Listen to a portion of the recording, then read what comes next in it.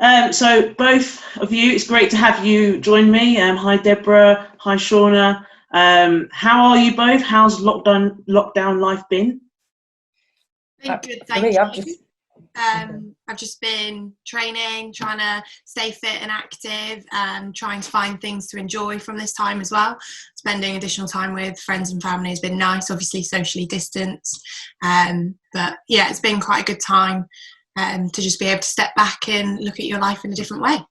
Especially with you, Deborah, because obviously the Olympics got postponed. I imagine it's been a bit of a massive challenge having to readjust. Yeah, it has, and I think it's really changed sort of your perspective and your outlook. I think when you're looking at a pandemic such as the coronavirus, you do change how you're looking at life and what's important to sort of move and flux a bit. And so yeah, it's been an interesting time, but there's been some real highs and obviously there's been some real lows. And Shaunagh, how about you? How's things been? Sounds like I'm pretty similar to Deborah in terms of actually quite enjoying the not have to rush around everywhere, not having, like for me, my commute to training is sort of an hour and a half drive. So all of a sudden I've sort of got 3 hours a day back instantly, and just being able to walk up to the field and walk places and cycle places, and literally my car doesn't leave my driveway for days at a time at the moment. Spending a lot of time in my garden. I'm very, very proud of my garden. So yeah, just enjoying the simpler life at the moment, to be fair. So you've got green fingers and you've also saved a bit of money on your petrol. I mean, it sounds like honestly, pretty good. A bit of money, I could probably build a new house by now. Based on petrol. So it's been not been too bad for you, which is good. Exactly. So I guess first, thank you both for making the time to speak to me, and obviously cover what we're going to look at. So we're going to look at, race and rugby and your experiences of it throughout your career. And I guess over the last few weeks, there's been a lot in the news, especially around the death of George Floyd, and seeing all the protests. So I guess the first question I'd like to ask you both, and I'll ask it to you first, Debs, what are your thoughts about what's happened recently? I think the death of George Floyd was just, it was like a shell shock moment, but it's not anything that we haven't seen within our community before, which is so sad that now the only reason it's really coming to light is because of social media. And that is an amazing thing. As I think it's the Will Smith quote, isn't it? Racism hasn't got worse, it's just being recorded. And so it's pulling it into your sort of your main line of vision. But yeah, that was really difficult. And I think a few weeks before that there was Ahmaud Arbery, which that really hit home for me. It hit home that a black man could be out jogging and could be killed just on a sunny Sunday afternoon in his own neighbourhood. And for me, that was a really difficult one because I think, as Shaunagh and I have alluded to, we like to run, we go to the fields, we are active. And so just by doing something that is good for you, it's part of your daily routine, that you could end up losing your life due to racism is just horrific.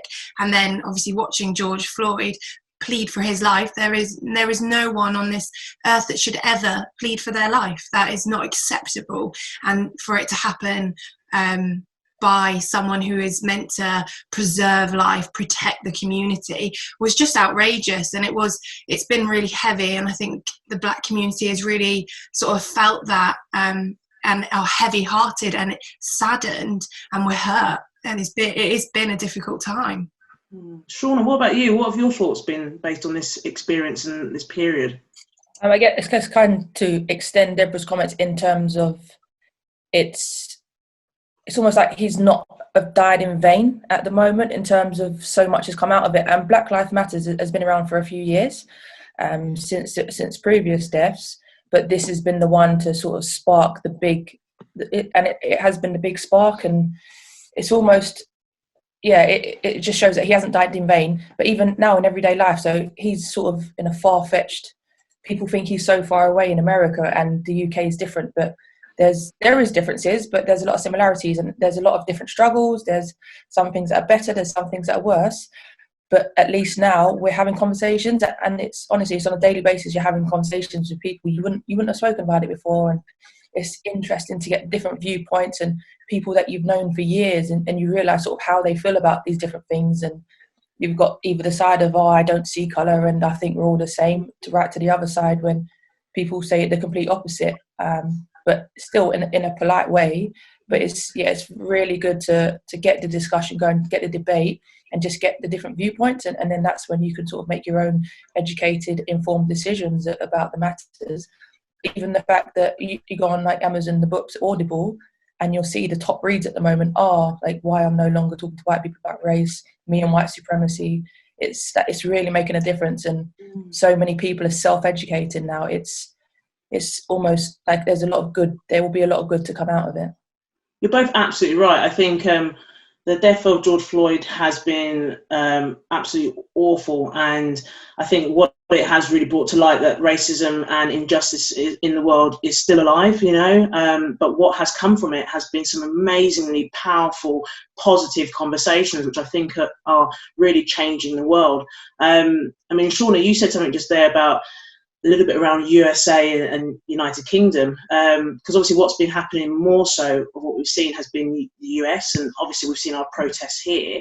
Do you think racism is still alive and kicking in the UK?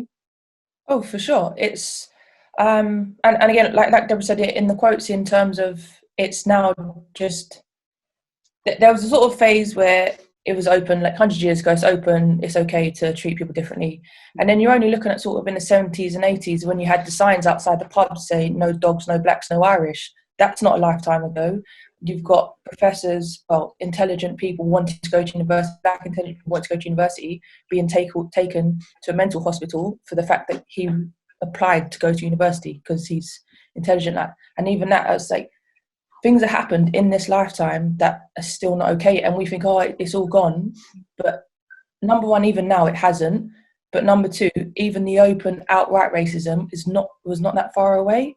You sort of speak to some parents and some grandparents, they had certain jobs and they weren't allowed to be sort of front and face of a company because you were black.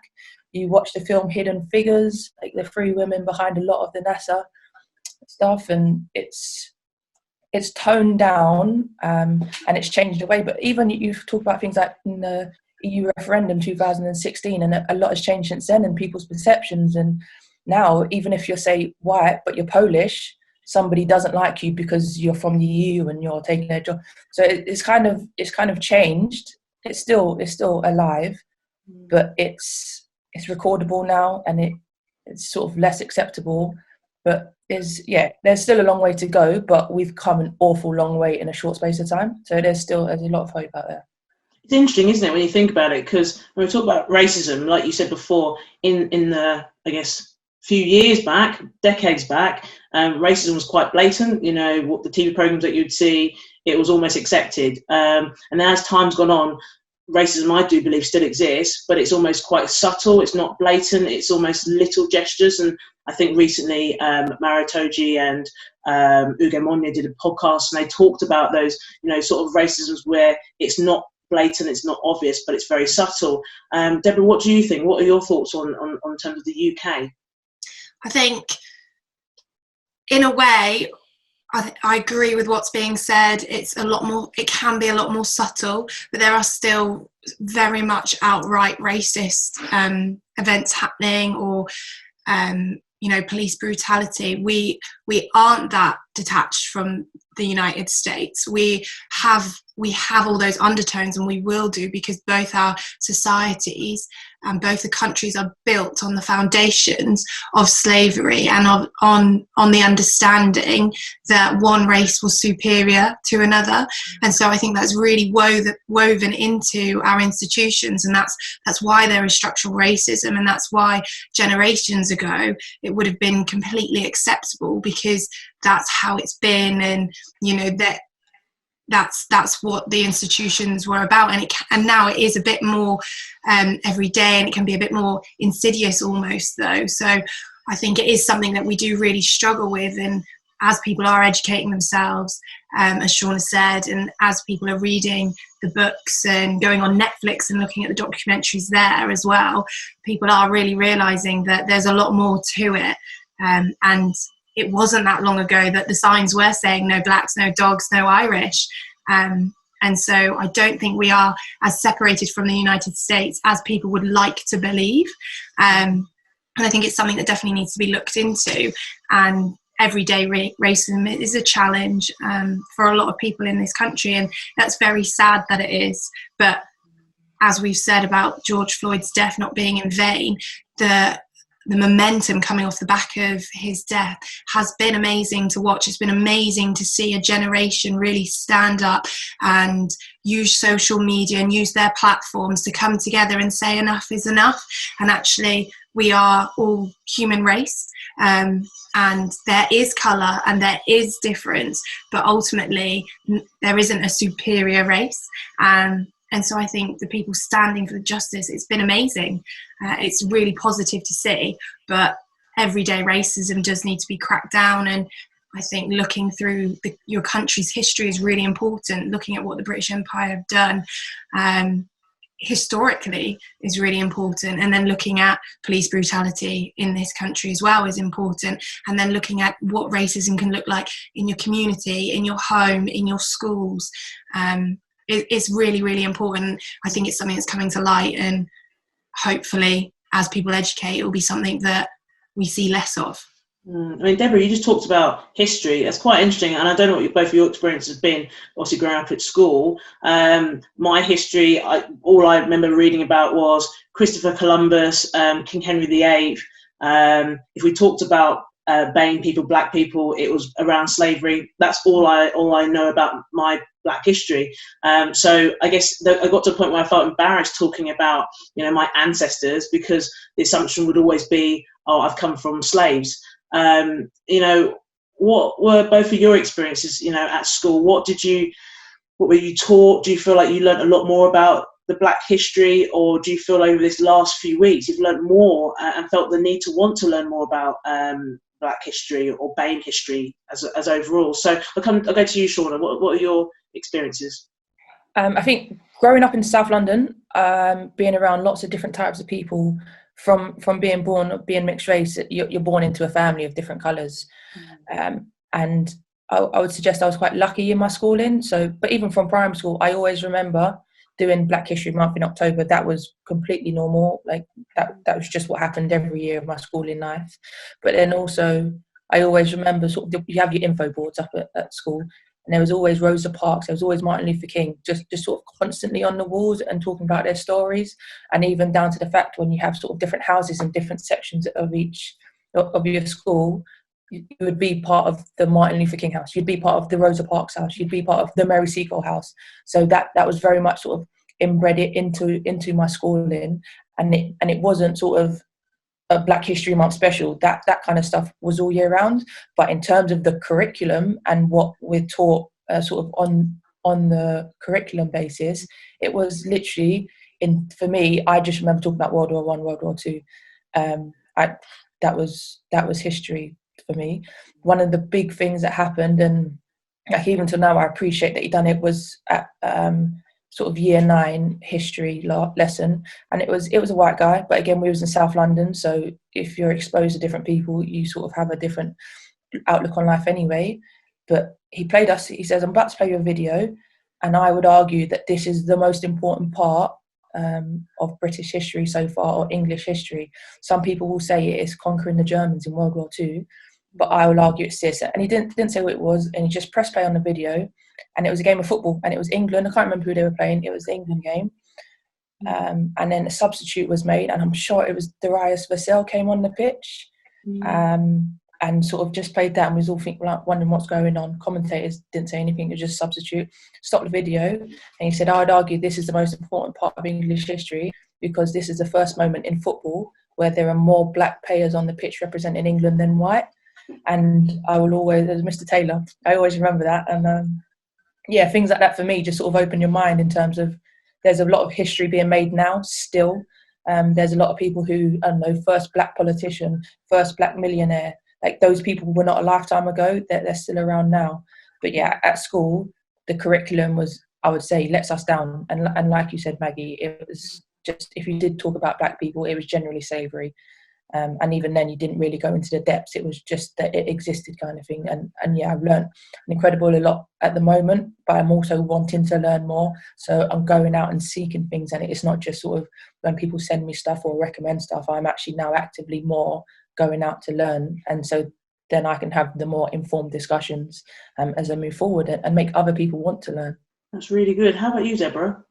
I think so. I grew up in a very different location. I grew up in Cornwall, and so my family so I'm mixed race, so I obviously, similar to Shaunagh, I have a white parent and a black parent, and so you have that sort of strange, like, oh, okay, well, this is normal to me, but then when you leave your home, it's not normal. And I think in my community, there was one other mixed race family. We were always, you always knew who we were and whose children we were. So it was very different. It wasn't very multicultural. It wasn't, there weren't a lot of different races around.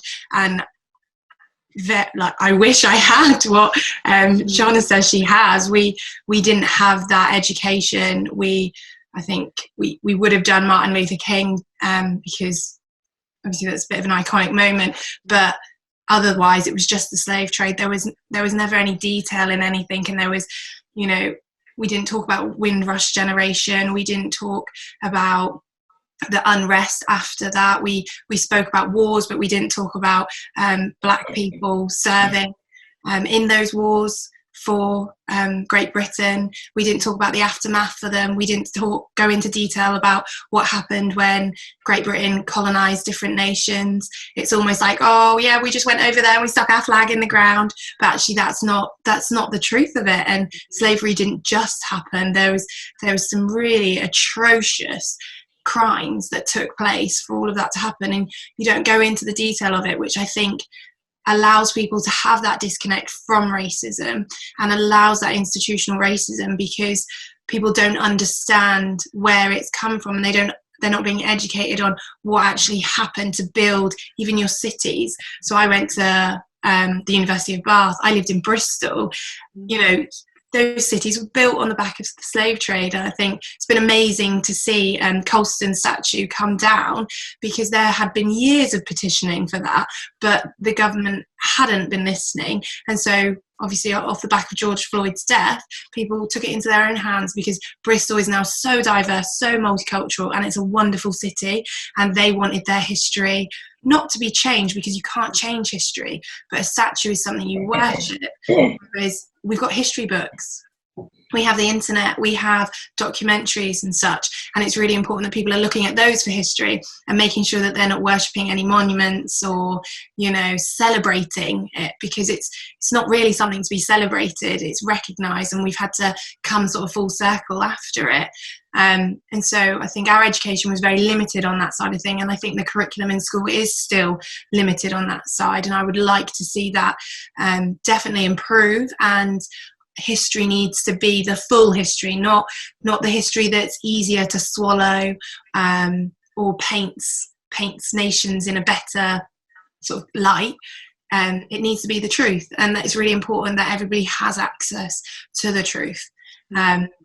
And so yeah, I think my schooling was quite different, and my sort of younger years were very different. I mean, you both have made some amazing, powerful points. I mean, I have to say, this whole experience has made me look at other things differently, and I'm going away and doing further research. Even prior to all of it, I like to think that I was quite educated in terms of understanding Black history, but I've gone out and learned a lot more, really, and it's made me question so much more, seeing the statues get pulled down. And actually I've gone away and did a bit more research behind it, because I didn't know half of these statues, what they were involved in, and the history behind it. And especially, I live in London. Well, I don't live in London anymore, but I used to live in London, and a lot of the statues there, a lot of the blue plaques, they don't all have great histories. So it's been quite interesting trying to go away and educate myself, so we can have those real educated discussions rather than just an argument. I want to make sure that I know what I'm talking about as well. So something that both of you were talking about is like your background and where you grew up. So I grew up in North London. I was born initially in South London in Lewisham, and then moved over to North London. I grew up in a rough council estate. But what I loved about where I lived was it was incredibly diverse. Like, no one would ever take a second look at anyone. We had every kind of person, black, white, Asian, Turkish, Greek, Jewish. We had everyone. There's so much going on. So I guess growing up, people always ask me, did I experience any racism? And actually, I always say, look, growing up, I didn't really. But there were areas that I probably wouldn't venture out into because I know it's not a comfortable place to go to. But I guess growing up in my environment, it was so diverse that I never really questioned anyone, or they never questioned me. So I guess I'd love to know a bit more about your experience in a bit more detail. So Shaunagh, I'll go to you, because obviously you said you grew up in a very much a diverse environment. Did you experience any racism growing up outside of sport? When I've worked for British Gas before, so I spent a lot of time going in and out of people's houses, and it would be sort of, first it's that initial, like sort of at the door, they're opening the door, and like no words, but there's a look that sort of, I was expecting a sort of middle-aged white man, right, okay, sorry to disappoint you. And sometimes I literally get, oh, you're a girl, and I go, yeah, that's what it seems to be. And then it's things like, oh, like, haven't you got lovely skin? And again, there's compliments, but it's like, thank you, but what do you mean by that? And again, it's sort of the age of the person, and is it worth bringing it up? Like, what do you actually mean? Or like, do we just roll with it because they might have not seen someone with my sort of skin colour before? And it's just those little bits that, oh, you play rugby. Oh, like this, and you even like the way you speak.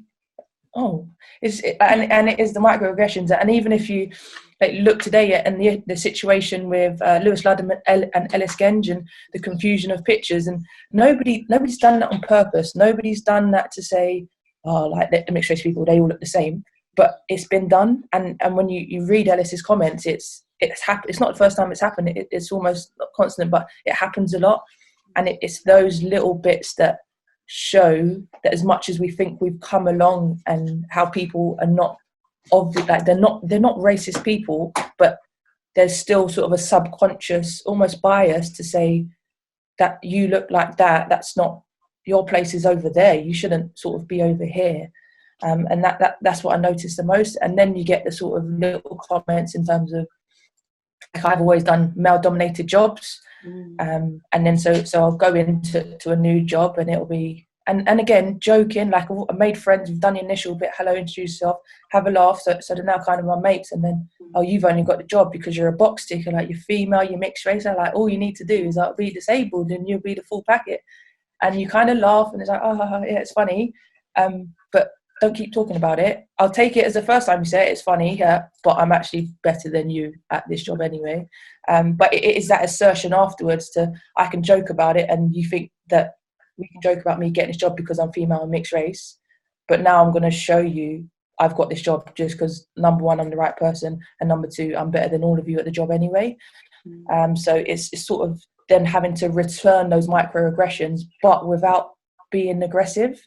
And when people might say coloured, I personally don't like the term coloured. People of colour, using the term people of colour is sort of confused the situation a bit, but that's sort of acceptable. But coloured for me isn't. And half caste, I don't like half caste. So if people use it, a lot of people, they're not being malicious, they're not being horrible, they're not using it in a derogatory term, but it's all they know, or that's what they've always referred to their mixed race friends as.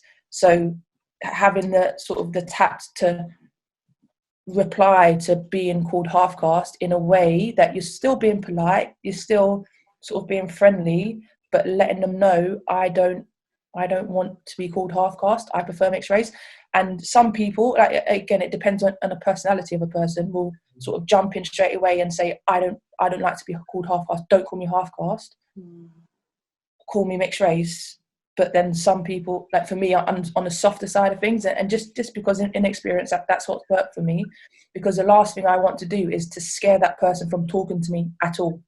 Because then you get the people who don't want to offend and they don't want to be rude, so they end up just not saying anything, which is worse. For me, it's worse. I'd rather you say the wrong thing, I correct you, you now know, than not say anything at all, don't have a conversation. You stay over there, I stay over here, kind of thing.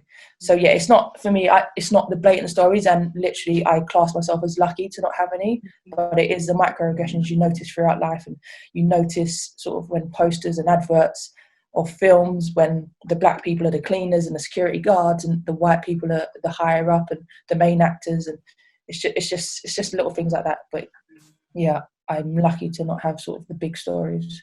You pulled out some really interesting bits around unconscious bias. That's quite a common thing in this world of sport and in business, where people they don't mean to be racist, but maybe there's an element of I pick the same people that looks like me, so that's because I'm comfortable with that. Because even that's a psychological thing, and if you speak to psychologists or people who have studied psychology, you've sort of got two instincts in life. You either want to love someone or kill someone, and I know they're two very extremes, but that's human instinct. And if you walk into a room of strangers, and the research that's been done, and there's empty seats sort of all over, you are more likely to go and sit around people that either look like you or represent you, and whether that's because you've got a certain uniform on or a certain hairstyle or a skin, like it's not necessarily skin colour, gender, you can relate to something about somebody in that room, you're more likely to go and sit with them. But also you brought up something around like banter as well. I hate that word really, but we get used quite a lot in sport.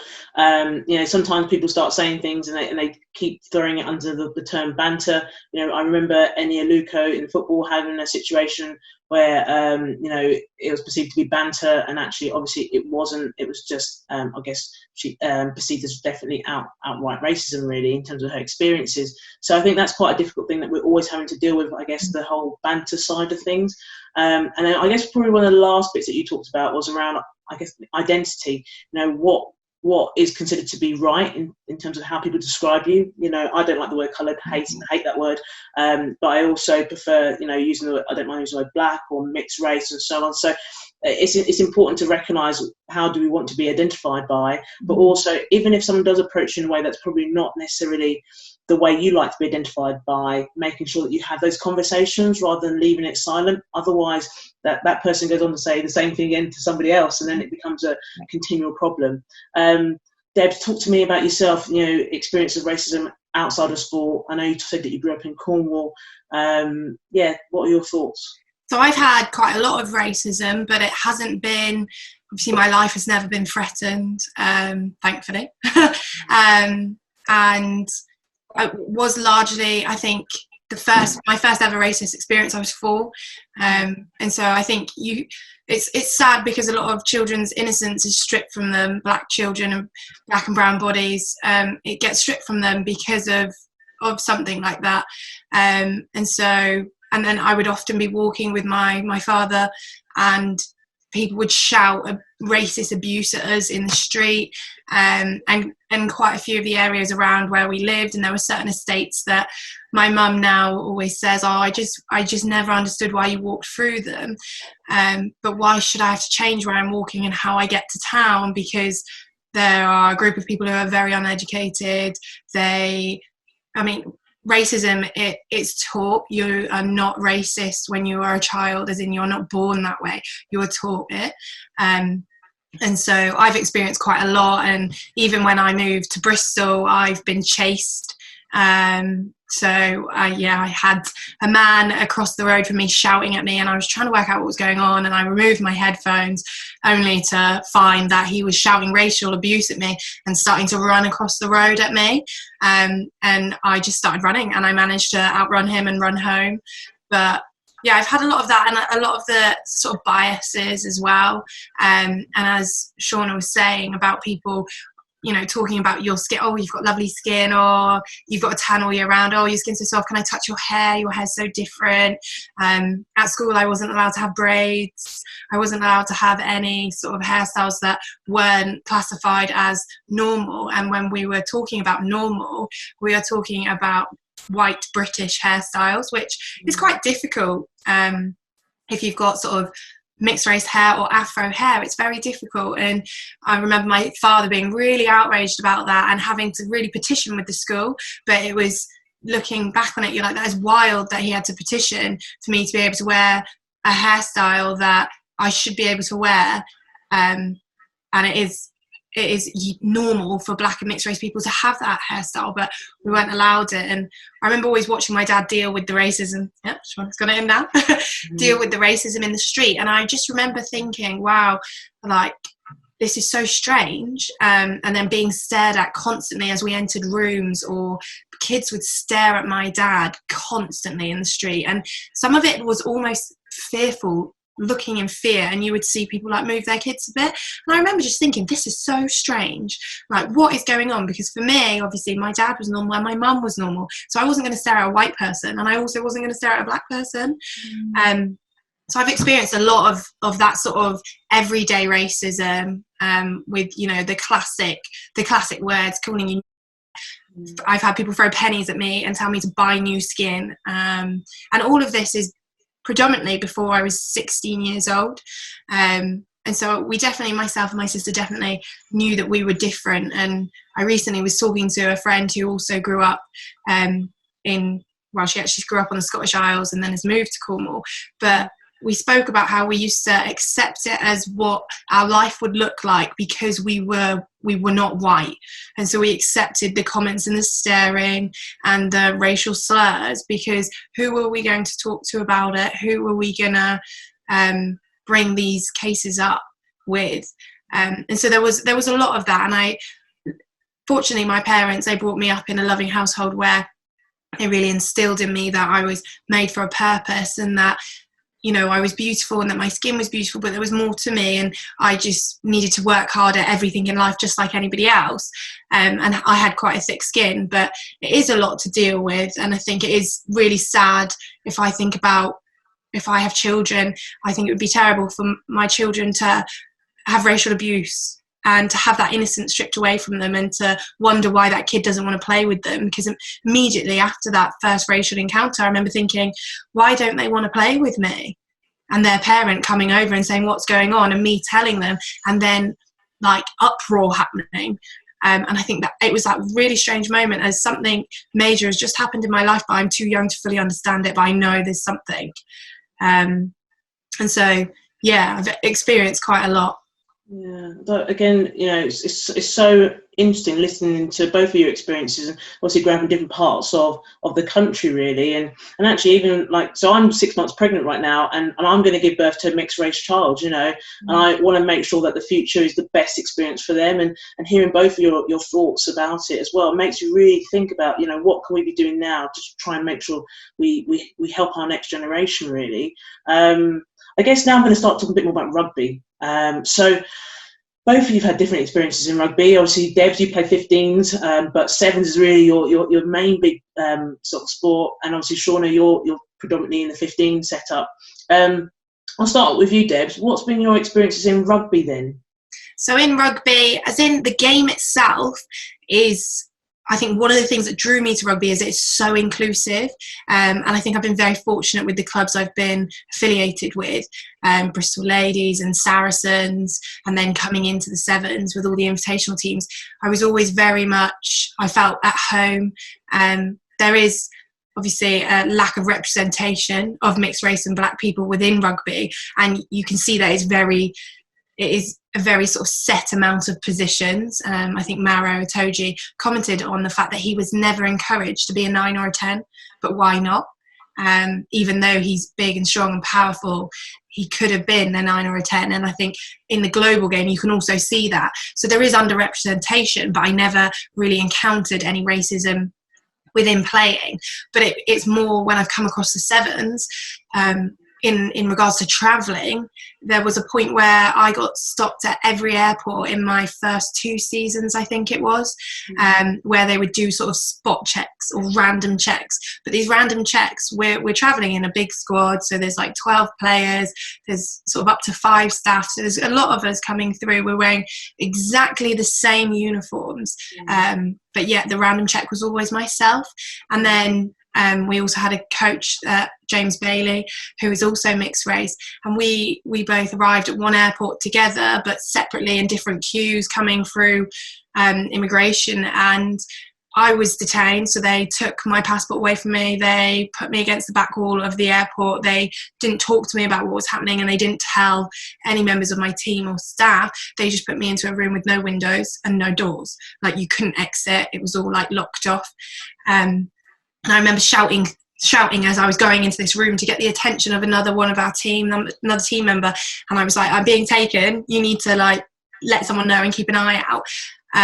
And then when I was in the room, I immediately knew why I was being detained, even though they had told me nothing and obviously taken my passport, which wasn't something I was comfortable with, was because everybody else in that room was black and brown bodied people. And I just couldn't believe it. I sat there in shock for an hour and a half in silence, because you weren't allowed to talk. You weren't allowed on your mobile phones. And as I said, they took my passport, but only to find out that when I did eventually get out, there was obviously nothing they could hold me for. Any checks that they were trying to do failed. To find that my coach, James Bailey, was also at the same time still having a full search through all of his luggage, every single piece of clothing, a full search on him, and he'd been out being searched for over an hour whilst I'd been detained in the room. The rest of our squad had made it through completely fine, and I was outraged, and so I think so was James, because it was shocking that they could be that direct with it. So for me in sport, it's been places where you're now with the squad. So airports now for me, I always sort of get ready to be confronted, and I'm always ready for, you know, having to make eye contact with a security guard or whatever it is on my way through. And I actually stand specifically with certain members of the squad, and our previous manager used to keep an eye on me and also would put me at certain places within my squad as we went through, which I shouldn't have to go through. Like, as I said previously, I shouldn't have to avoid an estate, and I shouldn't have to walk around without headphones so that I can hear if somebody is calling racist abuse across the street to me so that I know when to run. Like, shouldn't have to do that, and the society shouldn't be built like that. There shouldn't be I'm gonna look at these people and actually, they, you know, that fear is, Shaunagh said, of, oh, you don't look like how I thought you looked like, or, oh, you look like I should maybe, you know, go and investigate you a little bit. So yeah, that's been my experiences. But within rugby itself, I think rugby is an inclusive game, but I would like to see more diversity across the board. Well, Des, first, thank you for sharing that story, because it sounds incredibly emotional, you know. And similar to you, I went through one country and I wasn't in the sport environment, and I got stopped and taken to a separate room with no reason behind why I was put there. And again, it was because I was definitely stood out to all the people who were in that country. And there's certain countries I probably would avoid. You know, Moscow, been to the Sevens many times, and I probably wouldn't go back again, just because I felt really uncomfortable and I stood out as someone different, and people wanted to take pictures of me. You know, it was one of those really uncomfortable environments. What about you, Shaunagh? Talk to me about your experience in rugby. Honestly, I feel like I've got nothing compared to Deborah's stories. I just feel lucky. I've been stopped in an airport once or twice, and I don't know if it's because I've told myself it's just because like if I'm going on holiday or something, I'm by myself, like a single female travelling, it's suspicion. And even in terms of just being picked out from a queue, I rarely, like, I can't remember the last time I got that. So I do travel a lot, not necessarily with rugby, but just in life in general. I haven't had that, and I just feel like lucky to have come across the right people. And the only sort of ones is when I was in athletics, and we'd go to countries like your Serbias, your Estonias, Russia, and whilst we was over there, and again, they are microaggressions, because we'd go out and athletics, there's a lot of black people in athletics, and they were in our team. We'd just go out for some food, go for a walk, etc., and you'd get people stopping us in the street asking for pictures, and they wouldn't say because you're skin, or they're just like, have a look, oh, you athletics, can we have a picture? And then, like, you knew what it was for, because there was white people in front of us in park, like we're a big team, and it was funny at first, like, oh yeah, you've never seen a black person before, we can have a picture. But after you're going on a half an hour walk and you've been stopped 5 times for a picture, it just gets a bit like, go away. It's annoying more than anything. So it's tough, and I've never sort of been segregated like that, and I just feel lucky more than anything, really. Sure, it's quite interesting because you use the word lucky, and, you know, when you think about the word lucky, it's almost like I've avoided negativity, when actually, in a weird way, you shouldn't have to feel lucky or anything. You should just be like, my life is my life, and no one sort of interrupts and bothers me about it. But it's interesting hearing you say the word lucky, you know, and actually, like you said, some people in the world, I guess, have been lucky, and some have been really unfortunate. And actually, how do we get to that point where we're all sort of lucky to an extent, and we're not even talking about colour, gender, or any sort of diversity? We're all just accepting what's in front of us. Which brings me on to my next question, I guess, with regards to rugby again. What does rugby do well then with regards to diversity and inclusion? Because obviously a lot of the stuff we've been talking about has been slightly negative, but also a bit positive. You know, what does rugby do well? Deb, I'll start with you. I think by the nature of it, it is, I don't know, I think probably this would be an area where I feel like I need to look into the history of the game more, because even if you look at, for instance, the South African team, and when Nelson Mandela was using sport to bring the nation together, they didn't have many black bodies on that team or representation, and that was it was something that had to be pushed. And I think, as Shaunagh spoke about with the football, that her lecturer played the football game where finally there were more black bodies on the pitch playing for England than white.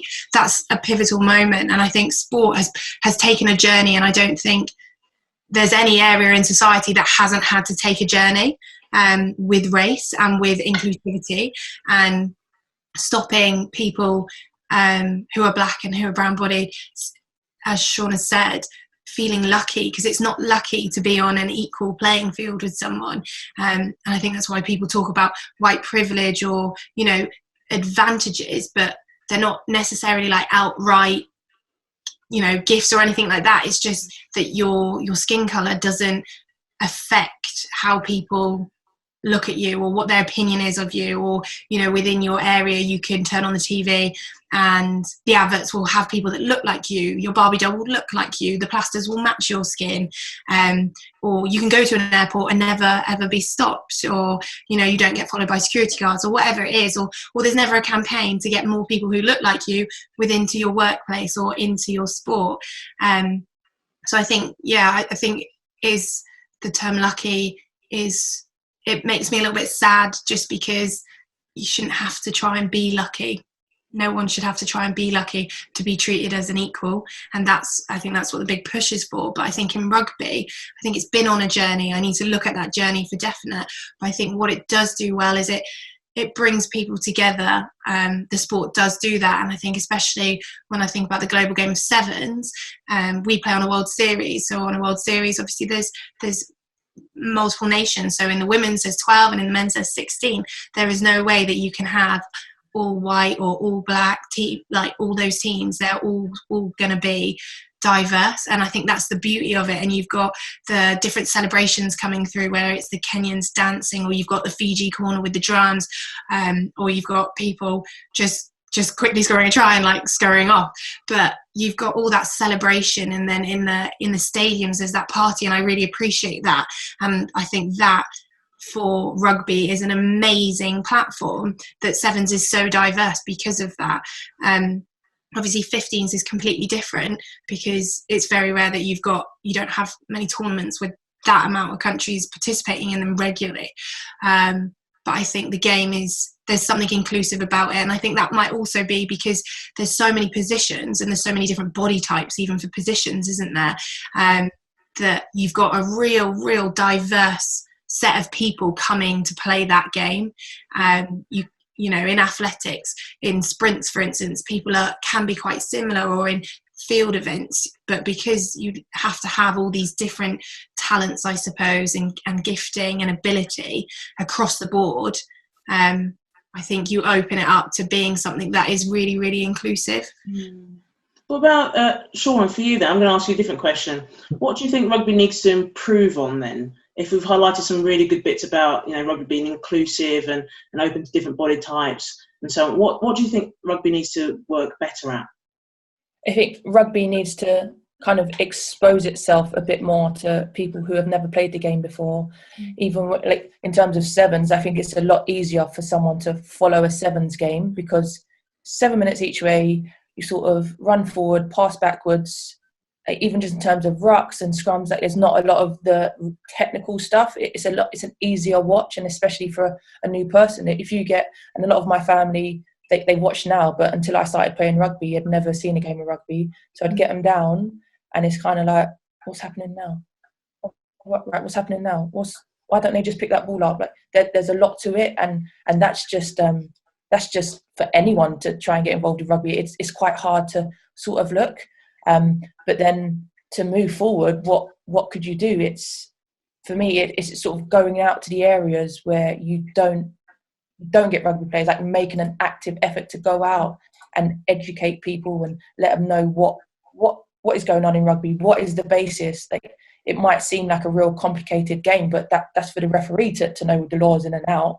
You can simply just get the ball and run forward, which is what you nailed very well, Maggie, wasn't it? And it's done me pretty good as well, to be fair. And going into it sometimes now, it's just I don't know what's going on. And the 10 kicks the ball. I'm like, I don't know why she's kicking it, because I've got to run. There's a lot of stuff I still really don't understand about rugby, but because sort of it was simplified for me in a way, and the game adapted in a way for how I can play, that's what makes me play it. And because I enjoy the big hits, and they're actively encouraged, and that's why people watch rugby. For people, like, rugby is a game where you need grass. It is the big thing in terms of, if you look at a lot of urban areas. I went to school, there was no grass in my playground, it was all concrete. So straight away you can't play rugby, and that's not a fault of the sport, that's just what it is. And so that's when we have to go in and be active in encouraging people to come and play. But even like locations of rugby clubs and where they are, you think how many rugby clubs, and they've been there 100+ years, so we're not expecting them to move location. But how close to a bus stop are they? Where's the closest train station? Like, not everybody drives, especially like if you've grown up with less money, etc., come from a different type of family, there might be someone in your family that you don't drive, so you've got to get there for public transport. But can you get there? And then once you do get to the bottom of the driveway for a rugby club, you might have a 1 mile hike to actually get to the pitches. And like, in a car, it's not a problem. You see a rugby club, you go up. But it's just looking at the whole sport and the whole aspect. And there's a lot of work being done, and things like Project Rugby and Hits Rugby, they are making an effort to go in. So I think someone like me could be sort of almost more powerful if you're going and speaking to, like, so you've got Project Rugby, it's aimed at people from ethnic minorities, aimed at females, aimed at disabled people. It's aimed at people who don't play rugby. But then you might have a sort of middle-aged white man delivering it, which is powerful in itself, because they're actively going out to find people to play rugby. But at the same time, would it be, and this is a question I put to myself, and I think I need to do more, would it be more powerful for me to maybe go and deliver a session because I've grown up in the area, I speak how I speak, I might have gone to a similar school, and it's that relatability from people. They think, oh yeah, of course he can play rugby, he must have went to a posh school, like he looks like that. That's not me. I don't see that because I don't look like him or look like her if it's a white female. So yeah, for me, I put it on to myself as well to do more and actively encourage people to play and just come along. It's just a great day out. And diversity is what Shaunagh's talking about, because if you can make sure that the coaching staff, it's diverse, and obviously loads of different sports have done this in different ways. I think, was it NFL or baseball that had the Rooney rule, where they had to get a certain percentage of black coaches and managers involved, and I think the same has happened in football. And that doesn't mean that you're lowering the standard, it means you're looking where you've not looked before, and it's increasing your pool of participants because of that. And as Shaunagh was saying, if I can look and see a mixed race person, if I can look and see a black person, I'm more likely to take that up, because you're connecting with me. And so I think it is really important on all levels. And I think that's where, the stats recently came out for a lot of boards on different sporting governing bodies, and there isn't any black or mixed race participation on those boards. Why is there no representation there? And so I think it is really important that these areas are looked at, and as sort of harsh as it sounds, trying to bring in a percentage of how many people need to be in these boardrooms and saying that there needs to be a black a black person or an ethnic minority within these boardrooms, it does sound harsh saying that there should be, but there should be in a way, because you need to have full representation of the people within your sport, the society you're trying to increase participation in or get spectators involved. Everyone needs to see something that they can relate to, and you need to untap that. And inner city schools, whether the game needs to be modified, but it all needs to come as a way where these children can see what they can become, because if you can't see it, you're not going to become it.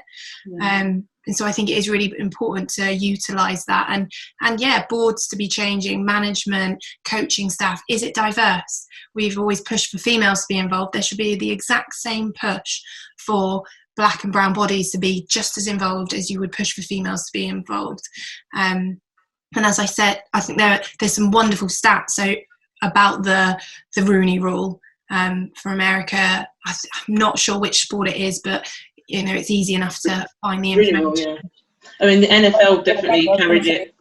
And ultimately, if you haven't got diversity in your sport, similar to what Deborah says, you're just decreasing your pool of talent hugely. You look at most mainstream sports are almost dominated by black people. If you don't have them playing rugby, then you're likely to not be getting the best rugby players. And it's always interesting to watch football when you've got the black strikers and they're the wonder boys of the game, and you sort of see people in the crowd and you think, I bet if he wasn't playing football for your team, you wouldn't think much of it. So it's almost sort of rejuvenating to see people like a certain type of football hooligan stereotype, how they look like a skinhead, tattoos everywhere, just like cheering for Raheem Sterling and like, yeah, come on my son, and just like he's embracing that. And it's nice to see that someone who could look a certain way is celebrating this person as if they are their son, and that's the passion that goes with football, and that's nice to see. So I guess just pull out some key bits from what you both said. So I think to improve in terms of rugby, we want to look at the outreach, so going to the inner cities, but do more. So the RFU, I know, do a lot of work in regards to Project Rugby, all schools rugby, the programme, which goes in and works with kids with inner city and works with kids from BAME or low social economic backgrounds. The next thing I think which we definitely need to highlight, which is something which I've been pushing for quite a long time, is more BAME individuals in roles of influence. So it's not just coaches or volunteers, but it's mainly in places like the council and the board. So I am currently the only BAME person on our RFU council, and on our board we don't have anyone. So we've been pushing and working really hard about women and girls, but actually what we now need to do is how do we increase that diversity pool. And the last thing is all about visibility, so making sure that we can make our role models out there, like you two and many others in the men's and the women's game. Make sure that you're visible so people can see you and be inspired by you. So my last question, because I'm conscious of time, is, you both sort of touched on it anyway, is what can we do? What can people involved in rugby, what can we do to help improve, I guess, the future, to ensure that racism, injustice is almost slowly eroded from our sport, but from our world. I'm not saying that our sport has it. I'm just saying that what can we all do more to create change? So my last question. So Debs, you go first. What can we all do? I think we have touched on it earlier. I think it is so vital that everybody is educating themselves, and I think there's a lot of pictures out there on Instagram and stuff with pictures of the globe, picture of your home, picture of your heart, but it's really true. I think you need to start educating. Everybody does. As the three of us have said, we're still educating and we're wanting to learn, and we're grabbing that information and we're accepting on some things that our opinions may not actually be correct, and having that challenge is a positive thing. So I think education is huge, and that starts at home. It starts with yourself, and then it's going to start with your circle of family. It's going to go to your friends, and I think having those conversations that can be quite tough, and I think a lot of people don't know where to start. But as Shaunagh said earlier, if you look on the Amazon book list at the moment, there are some sensational books that are selling out constantly. Start with those. On Netflix, there's lots of documentaries on BBC iPlayer, but also speak to people that who are black, who are mixed race. Speak to them and listen. And it is really important that it's listening. It's not a debate. I'm not going to debate with you my race. I'm not going to debate the issues I've had, but I will share them with you. And then you can see, and you can try and walk in my shoes, and, you know, try and empathize, and try and really feel it, and feel it as if it's somebody you love going through it. And would you want the person you love going through these things? So I think education is so important for everybody right now. I think acting, you can't just educate and do nothing. I think you need to then follow your education with some action. You need to have the tough conversations. If you're hearing, you know, we spoke about banter earlier, it's not funny, it's not acceptable, and it shouldn't be happening, but it is a really difficult thing to challenge. So don't wait for somebody else to challenge. You're going to have to be confident. You're going to have to challenge that, and you're going to have to set a new status quo, maybe within your rugby team, maybe within your school, maybe within your home, within your friendship group. But that's really, really important. Protesting looks different for everyone. It doesn't mean going out onto the street for everyone and, you know, marching. It can be signing petitions, trying to get policy change, trying to get law change, trying to get yourself into positions where you can have influence within your work or your community. It's really, really important to be changing the dialogue and changing people's opinions, but being able to have these conversations, not aggressively, but out of love. And trusting that when somebody is having this conversation with you, it's not an attack on you. They are trying to sort of educate and expand sort of your understanding on this situation. So I think educate, act, and amplify Black voices. Listen, amplify it, listen to them, you know, invest in them with time, with finances, get behind the charities that there are, you know, Show Racism, the Red Card, the Stephen Lawrence Foundation. There are so many charities out there. There are many more. Invest in them and take the time to educate yourself, because I think ignorance in this day and age, it's an absolute choice. There is too much information at your fingertips. There are too many people around you who can help you, for you to not fully understand racism, and to understand how painful and how it is a pandemic that we have been fighting for years and years, and everybody's terrified of the coronavirus, but this is also a pandemic, and this has cost people's lives, and this has caused a lot of hurt in communities and in the world and in sport and in business, and there is no area of life that is untouched by it. And so, yeah, educate, act, and amplify would be mine. Thank you so much, Deb. Shaunagh, what about you? So agree with everything Deborah said. Wholeheartedly agree with it. And so to add to it, it would be to celebrate. So celebrate difference. And like Deborah said, when you're on the Sevens circuit, you have people dancing on it, you have the drums, and it's just we'll go to France and play rugby, and there'll be drums. You think that's not going to happen in Twickenham. They're not even just going to let drums in, just for example, you know. It's just people are different, so encourage that. Some people don't want to be different. They want to fit in. Fine. If you want to stand out, fine.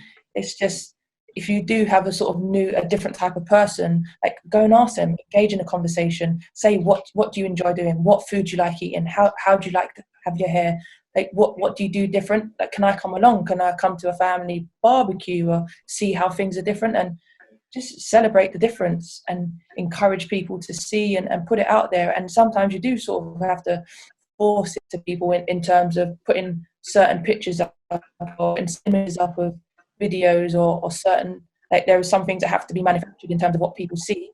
So just celebrate it and don't forget the positives of it. And it's very easy to sort of get sucked up in the negative side of it and how much there is still to fix.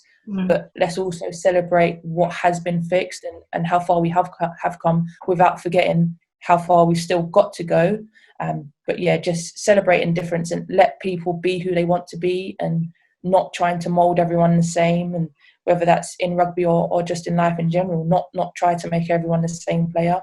Like, you wouldn't have a team of 15 scrum halves. It would be a very strange game. You wouldn't be in a huge office building and everyone's an accountant. It wouldn't work. So we need difference, and it just needs to be celebrated sometimes. Yeah. Excellent. Look, I wanted to say a massive thank you to both of you. I think everything that you've shared today has been really enlightening, but also educational. I think that's the biggest word I want to take away from what I've heard from him, both of you. But thank you, both of you, and continue to be amazing role models and be visible. And like you've also both said, let's really act and let's encourage others to act as well. So it's been an absolute pleasure, and I wish you both the best in your I guess, next season or end of this season, whatever it may be. But all the very best in your rugby. Thank you. Thank you both.